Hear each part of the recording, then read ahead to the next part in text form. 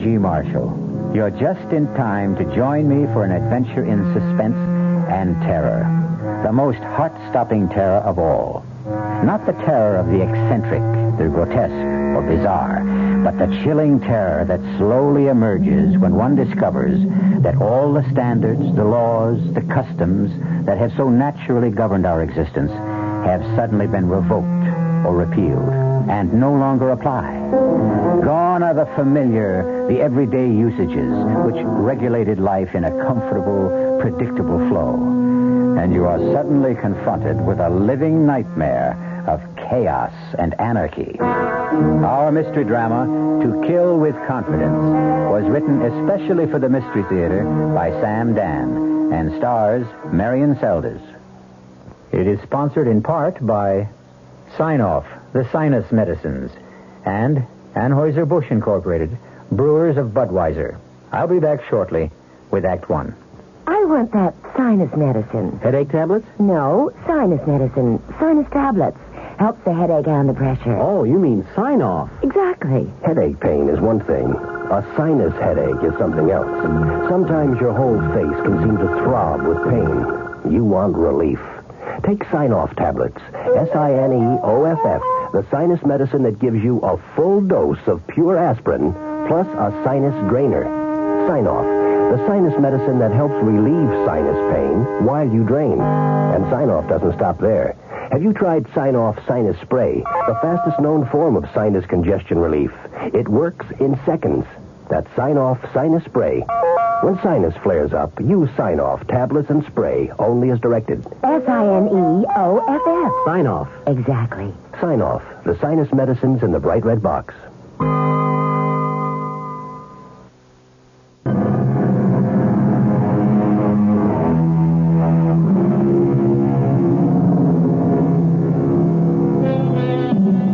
There are men who give more solid thought to the choosing of a car than to the selection of a wife.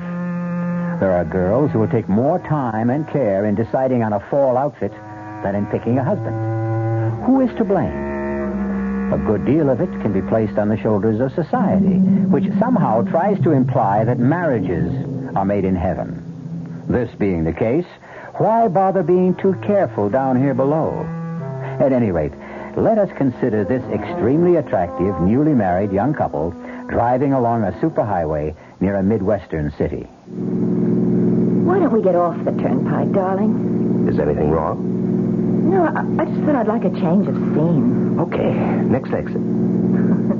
You're an angel. Well, it's getting on toward lunchtime, and I think this is the town where they have a place that serves the most fantastic sauerbraten. Really? Mm-hmm. A landmark. You know, one of those terribly authentic restaurants. Ruth, dear, you are in for a treat. Except for one thing. What's that? I happen to despise sauerbraten. Uh-oh, I'm sorry. Oh, don't be sorry, dearest. You and I, well, we'll never have days like this again. Days like what? Well, let's call them days of discovery. Days of getting to know each other. Days of finding out about each other. Such as, you don't like sauerbraten. What don't you like? Oh, I like everything. Even artichokes? Especially artichokes. You'll have absolutely no trouble feeding us. I think that's why I fell in love with you. You're so even-tempered. Oh, no, you don't know that for a fact. I may have been on my best behavior all this time. Well, I just can't picture you as anything but... Well, But what? sweet. Calm. Nice. Well, I tried to keep my temper. I learned what it can mean to lose it. Oh, what happened? Now, that was a long time ago, darling. I found out what it can mean to lose your sense of balance and values, and, well, I plan to make amends for all that. Do you want to talk about it? No. And I'll tell you why. Oh, no, you don't have to explain. Now, what I'll have to do is explain why I won't explain. Can you follow that? Sure. I have to put it all completely out of my mind. I have to go so far as to convince myself that it never even happened. I understand. And I may have one or two deep, dark secrets of my own. Well, keep them. That's what I dreamed about, to start a fresh, brand new, clean slate. Agreed? Agreed. Now, I tell you what let's do. Let's have sauerbraten anyhow. Oh, no. Well, you have it. I'll order something simple like hamburger. Oh, no, not in this place. Why? Well, you won't enjoy lunch. The waiters are such frightful snobs if they sense you're not there for the specialty. Oh, it's that kind of a place. We don't have to have lunch there. We can stay on the turnpike. No. Look, here's the exit. Let's turn off. Well, you did have your heart set on... Uh-oh. What is it? Is something wrong? Well, the car. I think it's that mysterious vibration. Do you hear it? I don't know. Well, that funny noise. Oh, Leo, darling, to me these things sound funny all the time. Is it something serious? I hope not. Well, look, we have 1,000 miles still to go. We'd better have it checked. Yeah, that's a good idea. Oh, but in case it is serious, do we have enough cash? Well, that's no problem, darling. We'll stop off at the first station that honors a transnational credit card. But I thought the card's only good for gasoline. No, all repairs, too. Oh, look, just up ahead, there's a big blue transnational sign that says Frank's Quality Service. Let's pull in and have the motor checked.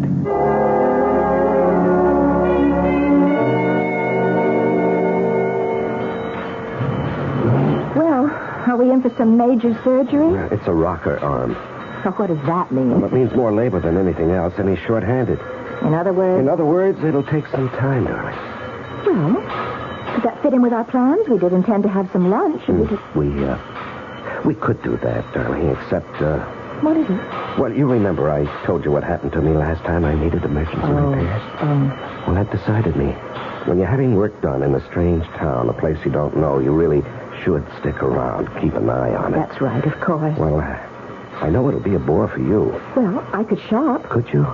Your birthday's the day after tomorrow. I'd love an hour or so. I'll look for something and I'll be able to surprise you. Well, that's a great idea. Now, what's this fellow's name? Oh, yes, Frank. Say, Frank. Oh, yes, sir. Oh, Mr. Renard. Yeah, what can I do for you? You've got about an hour on my car? Oh, say an hour and a half and be safe. Well, my wife would like to do a little shopping. Well, you're in luck. We got us a shopping center just 3 blocks from here. It's called the Golden Mall. The Golden Mall? Yeah. They got the top stores there. All the big ones from New York, Chicago. How do I get there? Oh, it's just 3 blocks up. See that traffic light? Yeah. You turn left, go 1 block. There it is. The Golden Mall. Well, thank you. She'll come back loaded with packages. You won't thank me. Darling, make sure you remember the name of this place. Huh? Yeah. It's Frank's 24-hour quality service. Open 24 hours a day. Everybody in town knows me. Well, let's see. It's exactly 12 noon. Darling, I'll see you at 1:30. Make sure you remember the address, ma'am. It's 1776 Jefferson. I mean, how can you forget that one, huh?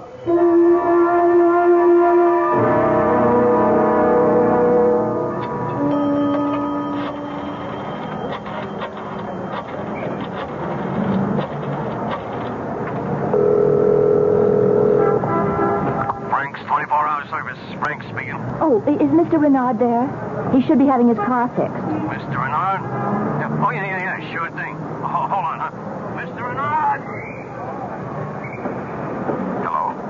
Leo, darling. Oh, for a moment, What is it, darling? nothing, dear, nothing at all. Must have been something. Yes, I just, couldn't imagine who'd be calling me here. Is everything okay? No. Well, darling, what's wrong? I miss you, that's all. You realize we've been separated for almost 45 minutes? Oh. You miss me? Terribly. All right. I just called you up to keep the record clear. Will he be finished on schedule? Mm-hmm. Looks that way. About another half to 3/4 of an hour. All right, I'll be there 1:30 on the dot. I don't like these long separations. Neither do I. Goodbye, darling. Bye.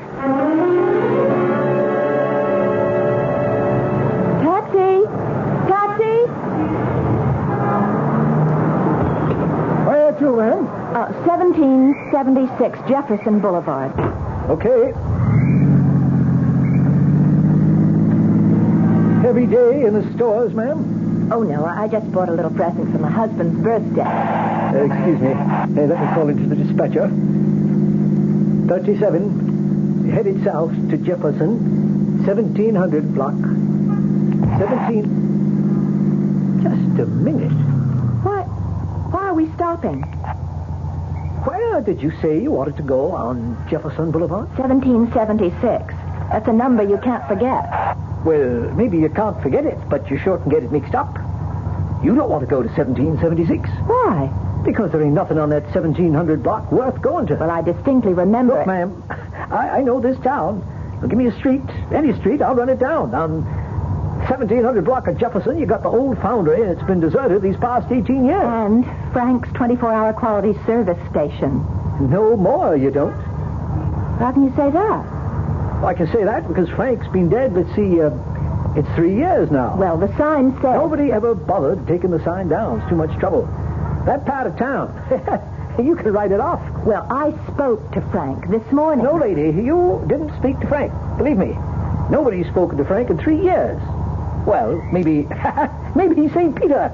Although I don't think Frank would have caught up there. My husband is having his car fixed at Frank's right now. Yeah? So would you please take me to 1776 Jefferson Boulevard? But, ma'am... Now, shall I call a policeman or shall I hail another cab?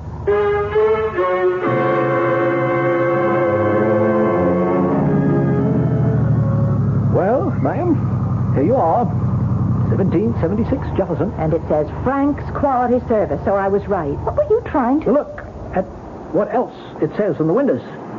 Those big signs. This property for sale. No. Look, ma'am, the place is empty. It's been empty since Frank died. But it can't be. We were high school pals, Frank and I. Look, I was here just this morning. I was here. I remember going to Frank's wake. We drove in, and those signs weren't up there. There were cars parked and men working in there, And we went to the funeral. He told Leo, my husband, he told Leo that the rocker arm needed fixing. Ma'am, are you sure you want this place? My husband. I left my husband here. No, ma'am, I'm afraid you didn't leave anything or anybody. Leo is in there, in that garage. Where are you going? Can't you see it's locked? It's been locked for 3 years. There's nobody in there. I'm telling you, there's nobody in there. What happened to my husband? What did they do to my husband? Now, calm down, ma'am. Think. Are you sure this is the same? I'm sure. I know. Don't you try to talk me out of it. I know. I was here exactly 1.5 hours ago. I was here.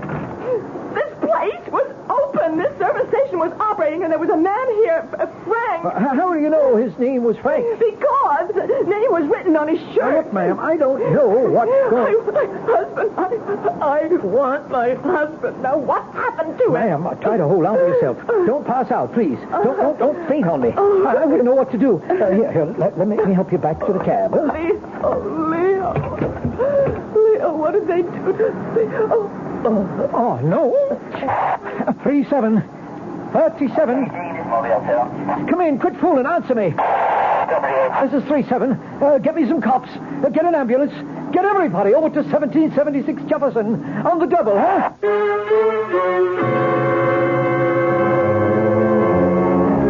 Well, how do you figure it? Frank's 24-hour quality service. Now you see it, now you don't. Nightmare? Illusion? Reality? Which are we dealing with? Could it be a mixture of all three? I'll return with some answers, but also with some more questions when I return in just a few moments with Act Two. Buick introduces a new concept for you to consider in light of all the concern about miles per gallon. Range. Range is what you get when you multiply the mileage your car gets per gallon by the number of gallons your car's gas tank holds. Range is one of the things that help make Buick Apollo such a special small car. It comes from coupling the Apollo's economical 6-cylinder engine with a standard 21-gallon gas tank. It holds a lot, but it doesn't use a lot. Look into the Apollo. It's the Buick of small cars. Hello, this is Goldilocks. It seems like only yesterday that I was a little girl tasting porridge. You know, this one's too hot. This one's too cold. And now I conduct taste tests on diet drinks. And there's one I must tell you about. Sugar-free diet 7-Up. It has a fresh, natural, delicious taste. It drives my taste-o-meter crazy. Sugar-free diet 7-Up. This one's just right. Hey, Mom, what's for dinner? Hey, Mom, what you got? Don't miss ShopRite's big Dairy Deli Value Jubilee. Some of the great values include ShopRite butter, 1-pound brick, 69 cents. Tropicana orange juice, half-gallon carton, 59 cents. Oscar Mayer bacon, 99 cents a pound, and much more. Big values in the meat case, too. ShopRite Grade A whole frying chickens, just 35 cents a pound. Split or cut up fryers, 39 cents a pound. Roasting chickens up to 4 pounds, 39 cents a pound. Get a lot more for a little less this week at your ShopRite. She loves the family. She wants the best. She does all that she can do. She lets ShopRite do the rest. Hey, Ma, what's for dinner? ShopRite has the answer.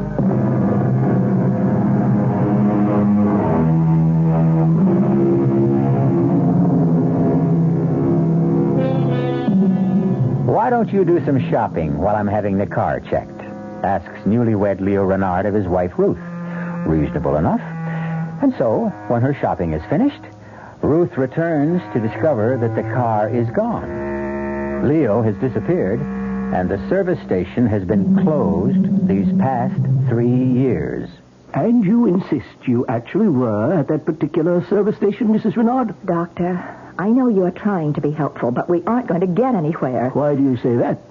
Well, to begin with, we have a severe difference of opinion. But you... Wait, please. Let me finish. You think I'm crazy. That isn't true. Well, you have a medical term for it, I'm sure. Something to take the sharp, rough edge off it. But at this point, according to you, I'm not behaving normally. Now, does that state the case?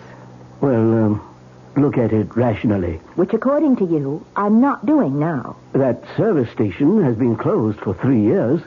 The man who owned it and ran it has been dead all this time. Then how do you account for the fact that my husband and I were there this morning? Would you agree to submit to some tests, Mrs. Renard?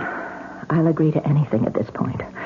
I'll agree to anything that will convince you that I am as sane as you are. And once we establish that, and you start believing me, then perhaps we can find out what happened to Leo.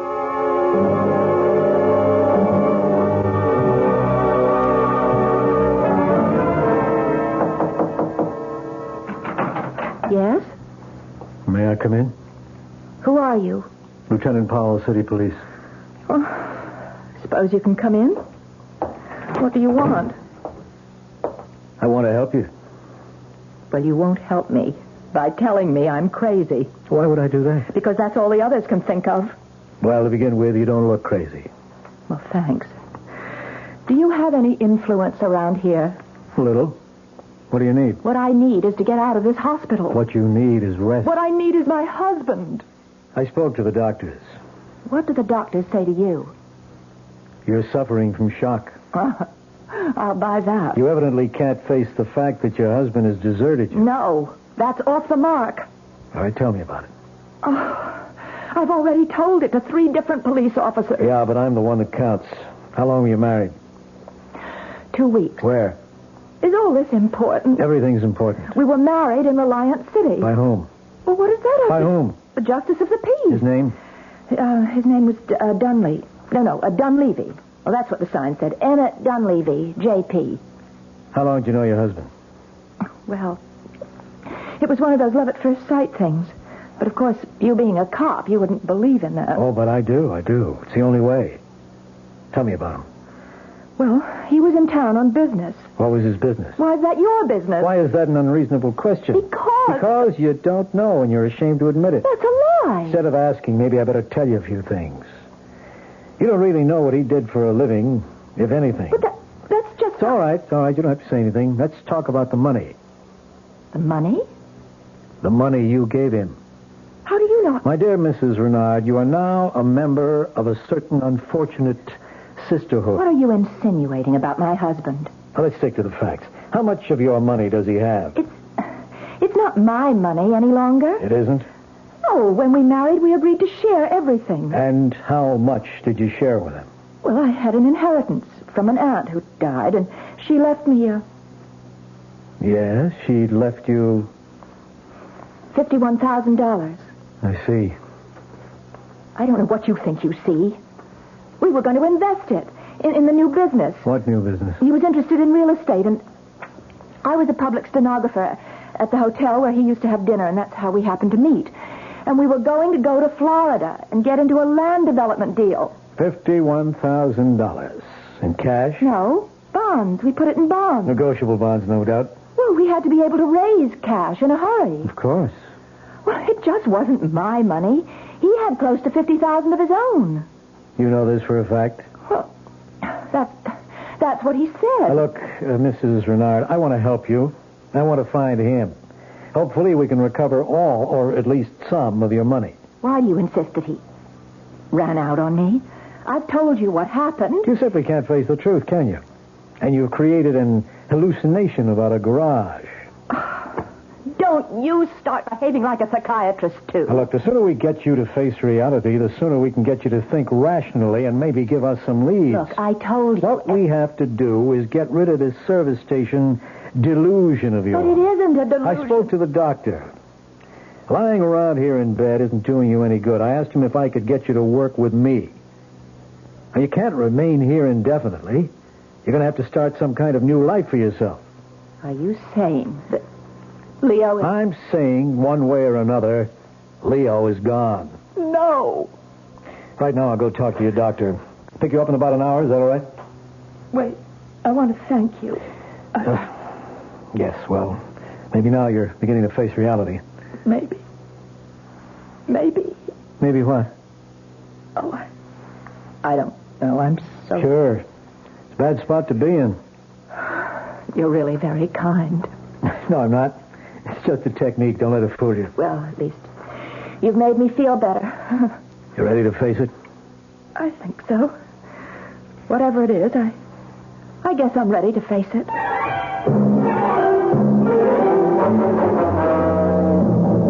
You wanted to see what Mrs. Renard was carrying when she was brought here, Lieutenant? It's important, Doctor.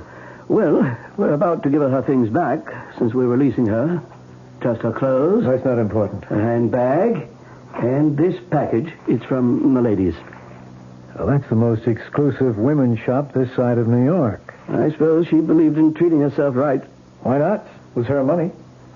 Anything in the handbag? Oh, the usual odds and ends. Papers? We couldn't find any. Driver's license? Nothing. No credit cards. No identification. Oh, now, that doesn't sound right. Well, she said she was going off just briefly to shop, and she didn't want to be loaded down with a big handbag. So she just took a small purse with some money and makeup, left everything else in the car. There is this snapshot. Must be Leo. He'd have to be Leo. You know something? He looks familiar. He looks familiar because you've convinced yourself he's a confidence man. That's right, he has to be. A smooth, experienced operator, too, which means he's been around, which means he may have done time, which means there's a make on him. His photo's been passed around throughout the country, and I would have seen it, and so maybe I'm remembering it subconsciously. All you cops are getting into psychiatry these days. Is that good or bad? Listen, let me borrow this snapshot. I'll have the boys run it down.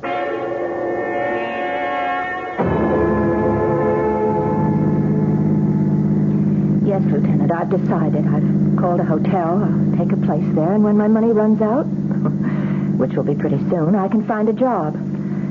I intend to stay here until...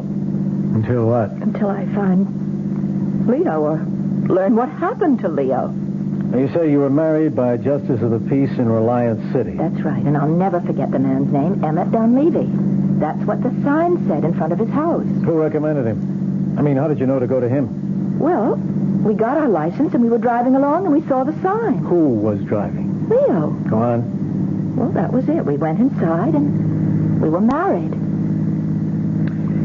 I don't think so. What do you mean you don't think so, Lieutenant? What would you know about it? All I'm saying, I don't think you were married. Now, just a minute. The ceremony was performed. We checked the city hall in Reliance City, and there's no record of your marriage.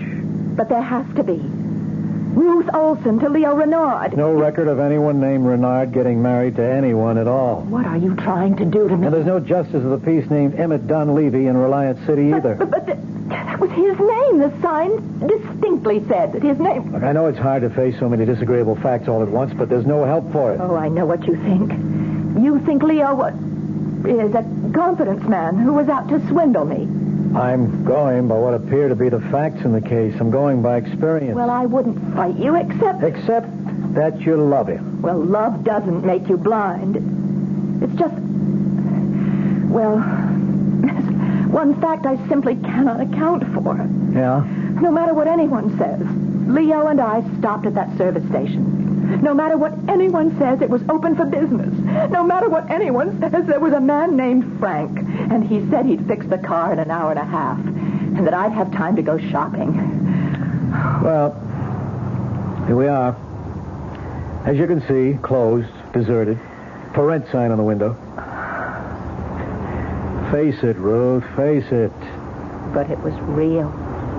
So real. Transnational gas pumps, okay? I called their office. They told me. Hasn't been a delivery here in 3 years since they canceled the franchise because the owner, Frank Walker, had died. But it was real. It was real. Now think, Ruth. What did happen? I just don't know. Oh, God, Lieutenant, am I losing my mind?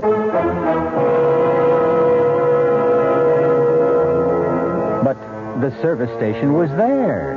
A man named Frank was there. We heard him speak. Or did we?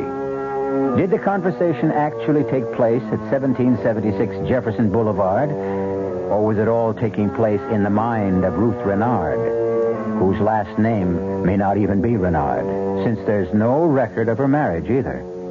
I'll be back shortly with Act 3.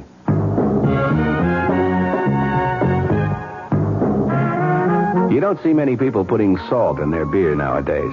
Not that there's anything wrong with salt on radishes or French fries, but, man, not in the king of beers. Truth is, the only thing salt can do for Budweiser is make it salty. An unwise thing to do to the only beer in America that's Beechwood aged. Unsalted Budweiser has become the most popular beer in the world. That's because in brewing Bud, the Budweiser brewmaster goes all the way for a taste, a smoothness, a drinkability you'll find in no other beer at any price.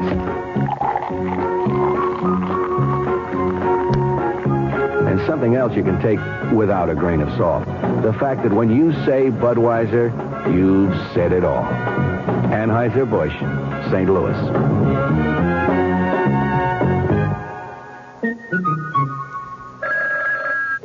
Amco Transmissions, Chuck speaking. How may we help you? Oh, boy, have I got problems. I got a really fantastic 58 Pontiac with a busted automatic transmission and a mother-in-law that's been visiting me for 10 days.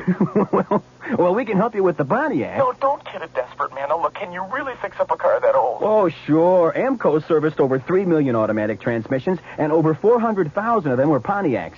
We know Pontiac's cold.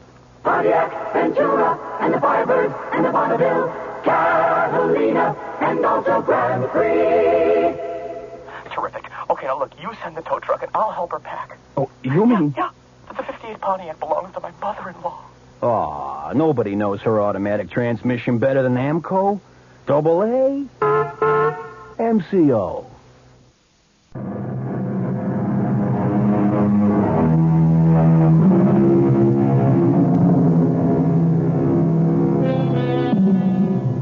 She still insists she left her car there to be fixed under the watchful eye of her husband.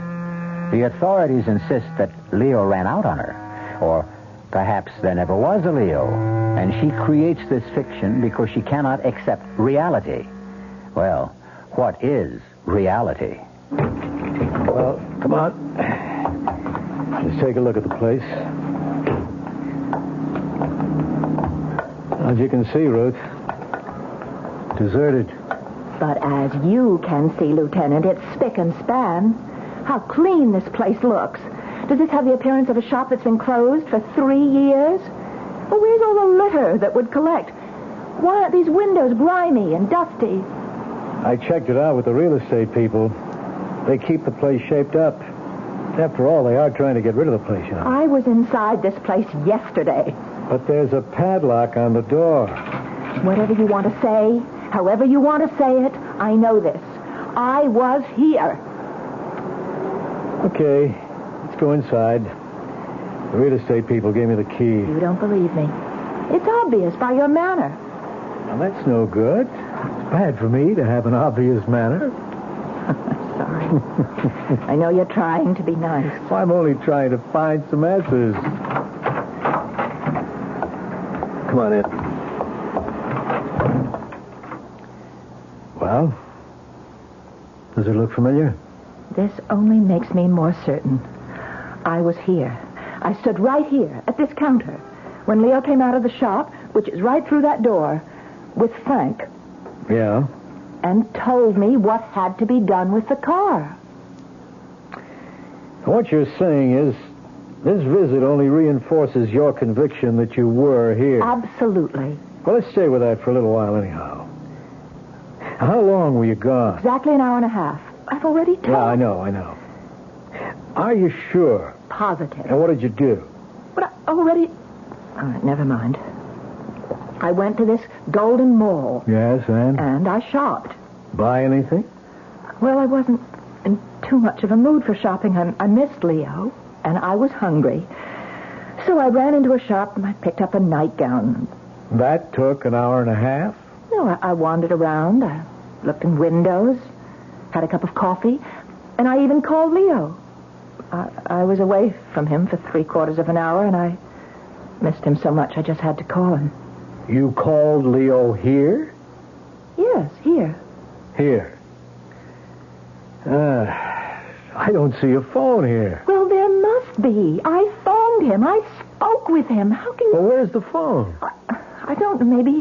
Maybe it's in the office. The office?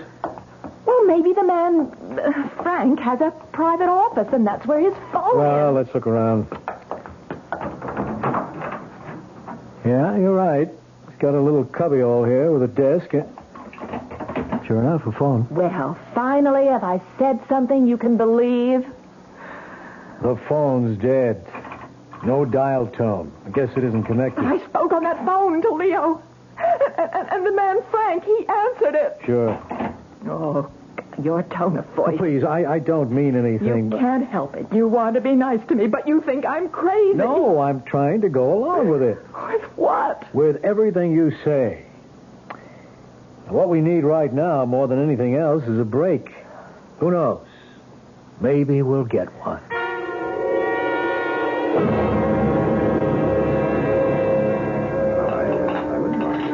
Kind of you to take me to dinner. It's a line of duty. I can even put it on my expense account. You said that you had an important development. I think we do. Well, can you tell me? We think we know who Leo is. What do you mean? You know who he is. His real name is Wallace, Leo Wallace. That's impossible. Better let me finish. But, Listen, wait. we had his picture. Where? How? How could you get his picture? It was in your handbag. Oh. I ran it through the routine, and there's a very strong likeness to a Leo Wallace. A very skillful confidence man. Oh. Now, Leo had turned in a very big score. He'd flim-flammed some old gent out of about $1.5 million. Well, I don't believe it. Maybe you'd better hear it first. He denied it. The jury voted against him. He got a minimum of 10 years, but there was an appeal. And just a few months ago, they found some irregularities in the trial, and he was freed. Oh. How about the money? The money? The money he's supposed to have stolen. Oh. If he did steal it, he has it hidden somewhere. So you see, there's a motive on someone's part to get him and get at the money. I never dreamed that Leo could... Yeah, well, as I say, we can't prove it. All we know is that your Leo's picture looks like this Leo Wallace. Then I don't have to be crazy. This could have all been just a plot, don't you see?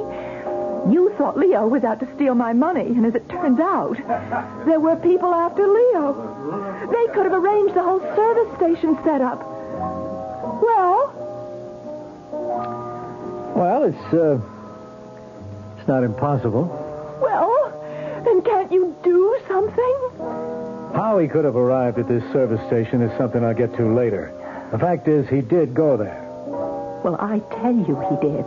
Me did. If only we can put him there, things would make sense. You wouldn't be crazy. We'd have a lead. Why pick Frank's service station? It isn't the first one you came to. It was the first transnational gas station, and that was his credit card. Are you capable of being objective right now?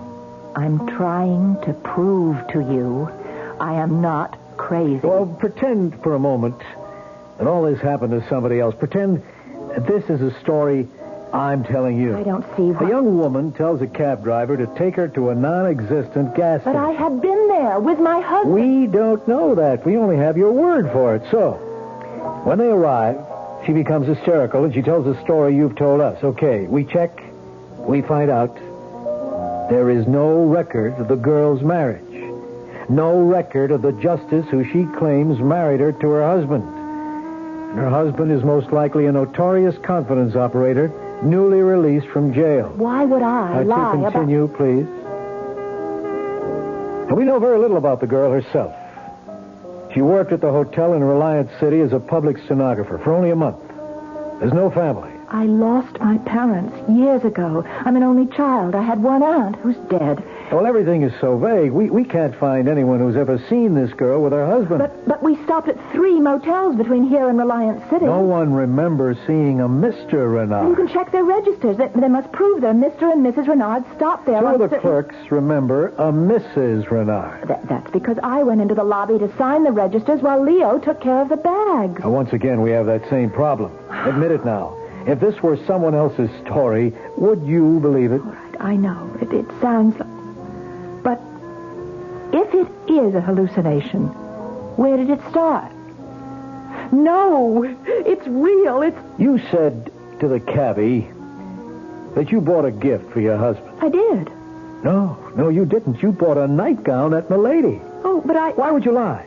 Oh, maybe it isn't a lie. Maybe subconsciously you know you don't have a husband, therefore you really couldn't buy him a present. Then why would I have his picture in my purse? You may have found it somewhere. Maybe without knowing it, you fell in love with his picture and... Why is it all so real? I keep tripping you up all the time. Your story has so many holes. For instance, why do you say you called from the mall when that phone has been disconnected for 3 years? But I did call. You have to believe me. Well, that means I have to believe your whole story, all of it. All of it is true. Yeah, and yet I can't check any of it. Wait a minute. There's one part I can check. And if you're telling me the truth about that one little part, then the whole story could make sense. What is that part? No, I don't want to get your hopes up. I'll see you at the hotel. Oh, but I'd like to know. No, there isn't very much I can do about it till the morning anyhow.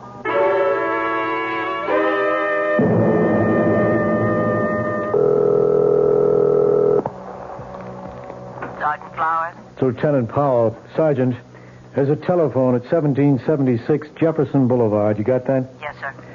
It should have been disconnected for about 3 years. I want you to find out if it was temporarily restored to service recently. If so, by whom? Somebody had to pay a deposit. I want the name and address. Yes, sir. I want that information immediately.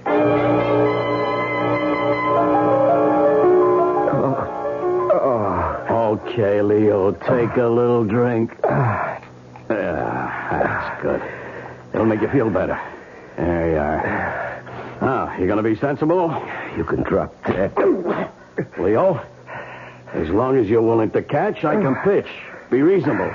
I don't want all the money. I don't care if you kill me. It can come to that. Now, look, the old guy's dead. You can't give it back to him anymore. He has a family. And every one of them a millionaire. Leo, why should the rich always get richer? I seen crooks like you go soft. Start to worry about right and wrong. Believe me, it don't last. It wears off. I'm only trying to save you from yourself. You punk, I should have recognized you at that gas station. Hey, wasn't it a great wig and a mustache? I look good in it, huh? Leo, back in the jailhouse, I protected you against all those dudes who wanted to shake the secret out of you. I saved your life. You promised me my peace. I'm entitled. I'm entitled. I'll kill you. Now, you punk. You're at the end of the line. You blew it. You blew it. You'll kill me for nothing, and this time they'll send you up for life. Never. You think I'm not going to kill you if you don't lead us to the door. That's wrong. I'll kill you. Go ahead, punk. Go ahead. Please, Leo, don't make me do it. Get him one more time, punk, and I'll blow your head off. Hey, what? Keep your hands up high where I can see him. That's good. Bill, Eddie, hustle this one down to headquarters. You sucker. We could have been rich. We could have been rich. What do you get out of it this way? So, you're Leo. You all right? Yeah. Takes more than a punk like him. Here, let me get you untied. I guess she was telling the truth all this time, huh? Understand? Yeah, okay. You're quite a guy, Leo. I have to go to headquarters to book him. I'll need you, too. Sure. I know you want to see Ruth. Why don't I drop you off at her hotel? You'll want to be alone for a while. Yeah, thanks. You can both come down later. There's no hurry.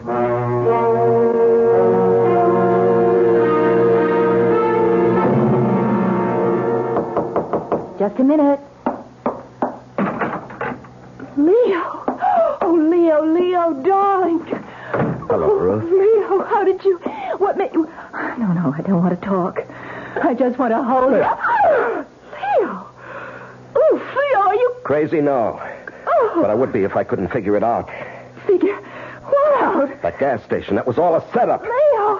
How did they know I would stop right there, huh? What? How could they be sure? Somebody had to loosen the gasket just enough to make that noise. Somebody had to say, let's get off the highway at that particular exit. Somebody had to practically lead me by the hand right into the setup. Leo, why would I... $1.5 million. That's a big enough... Leo, I love you. Oh, sure. How can you even think And that it's the right way to do it, too. I disappear.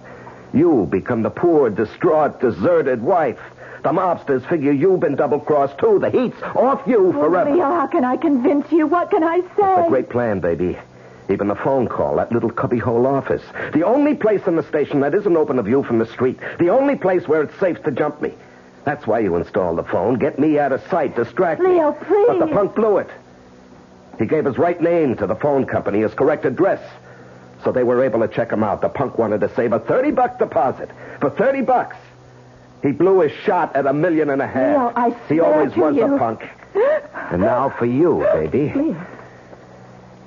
Leo. Why are you looking at me like that? I think I'm going to kill you. Leo, it's all in your mind. Oh, sure. Oh, I swear I had nothing to do with it. I love you. I love you. Let me prove it. Wait, here. Look, that's my purse on the night table. See? In the purse there's a .22 caliber revolver. You look inside it. All right. You'll find it. Now, if you really think I'm guilty, go ahead and kill me. We'll shoot. Kill me. What are you waiting for? You see, you can't do it. You love me. You can't do it. You love Leo, me. don't be crazy. Lieutenant Powell, Leo's gone crazy. Just stay where you are, pal. Just stay there. Leo, what are you going to do? Are you out of your mind? I let you come up here alone so you could figure it out for yourself. Yeah, I understand, and I have to kill her. Lieutenant, you can't just stand there. There's nothing he or anyone else can do, Ruth, except... Hey, Paul, if she goes to jail, what can she get? At least 10. 10, huh?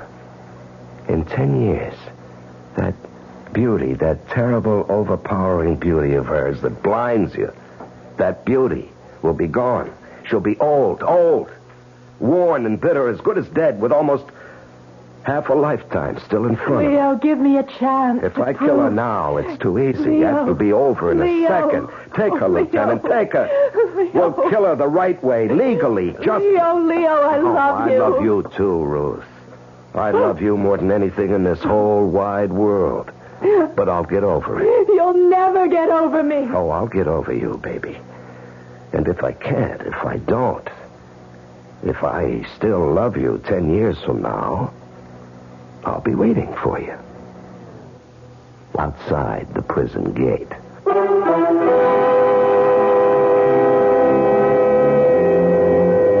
Did Leo get over Ruth? Or did his love continue? Did he meet her at the prison gate 10 years after? We don't know. It hasn't been 10 years yet. What a story that would make. And we hope all of us will be around 10 years from now to hear it. I'll be back shortly. And now, another story of the ball and chain, as Kellogg's Special K presents The Library. Welcome to the public library. May I help you, sir? Yes, I'd like to check out. I'd like to check out Famous Laundromats of the World by Audrey Schnorbart. Sir, excuse me, but isn't that ball and chain you're wearing just like the ones they use in the Kellogg's Special K commercial? This ball and chain?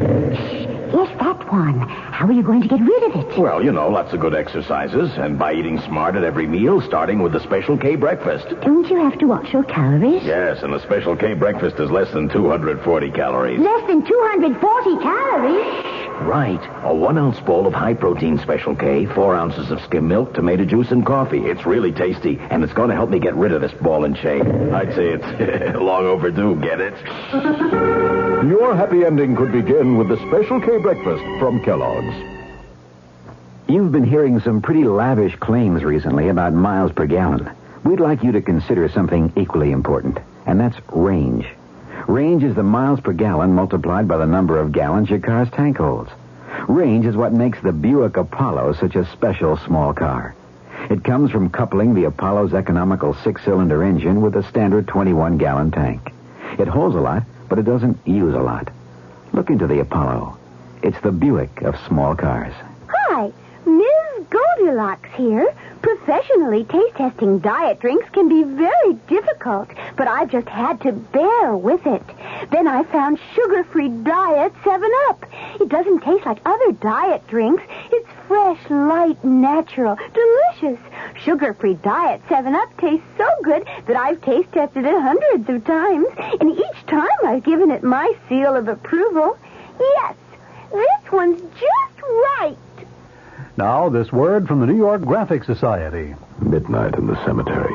The casket lid lifts slowly, and a tall creature with glowing eyes rises from the coffin.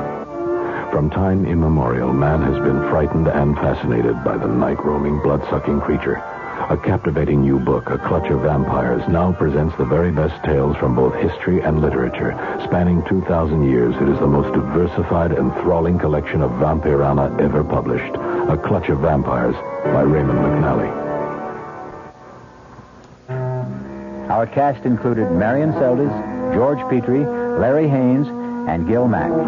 The entire production was under the direction of Hyman Brown. Radio Mystery Theater was sponsored in part by Buick Motor Division, the Kellogg Company, makers of Kellogg's Special K cereal, and new sugar-free Diet 7-Up. This is E.G. Marshall inviting you to return to our Mystery Theater for another adventure in the macabre. Until next time, pleasant dreams.